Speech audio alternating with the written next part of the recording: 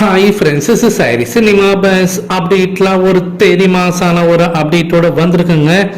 Rajini sir ஒரு சின்ன ஒரு சுற்றுப்பயணம் மேற்கொண்டு இருக்காரு அப்படின்னு தான் சொல்லணும். ஸோ திருப்பதி போயிருந்தார் சமீபத்தில். அப்புறம் அங்கேருந்து பார்த்தீங்கன்னா அவருடைய நண்பர் மோகன் பாபு அவர்களோட யூனிவர்சிட்டியில் போயிட்டு ஒரு விசிட் அடிச்சிருந்தாரு.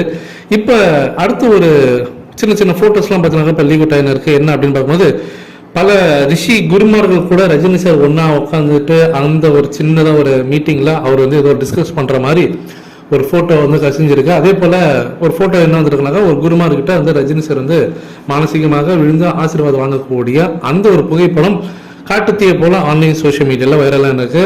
ரஜினி சார் எப்பப்பெல்லாம் கேப் கிடைக்குதோ எப்பப்பெல்லாம் அவர் வந்து ஒரு படத்தை ஷூட்டிங் முடிக்கிறவரோ அந்த தருவாயில் பார்த்தீங்கன்னா அவர் எப்போதுமே வந்து நார்த் இந்தியாவுக்கு போகிற வழக்கம் இருக்கு.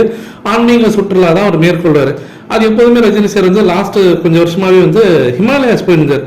இப்போ அது கொஞ்சம் வயசு கொஞ்சம் அதிகமாக, ஸோ வயசு அந்த ப்ராப்ளம் ஹெல்த் இஷ்யூஸ்லாம் இருக்கிறதுனால நார்த் இந்தியாவுக்கு போகாம இங்கே சவுத் இந்தியாவுக்குள்ளே பார்த்தீங்கன்னா எங்கெங்கெல்லாம் போக முடியும் அப்படின்னு சொல்லிட்டு போயிட்டு அங்கெல்லாம் பார்த்தீங்கன்னா அவருடைய அந்த தனிமையில தன்னுடைய ஸ்பிரிச்சுவல் பிலீஃபை பார்த்தீங்கன்னா அவர் இன்னும் மேம்படுத்திட்டு இருக்காரு அப்படின்னு சொல்லணும்.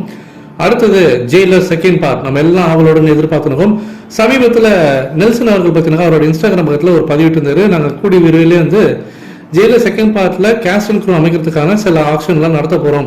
யாருக்கு வந்து அந்த நேர்முக தேர்வில் வந்து பங்கேற்குன்னு தோணுதோ இந்த கான்டாக்ட் நம்பர் கால் பண்ணிட்டு வாங்கன்னு சொல்லியிருந்தாங்க.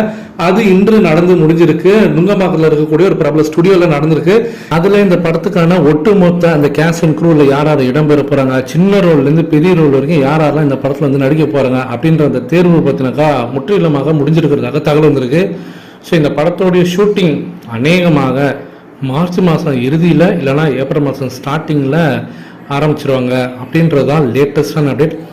இந்த படத்தோடைய எதிர்பார்ப்பு நான் சொல்லி உங்களுக்கு தெரிய வேண்டியதில் வேற லெவலில் இருக்குது.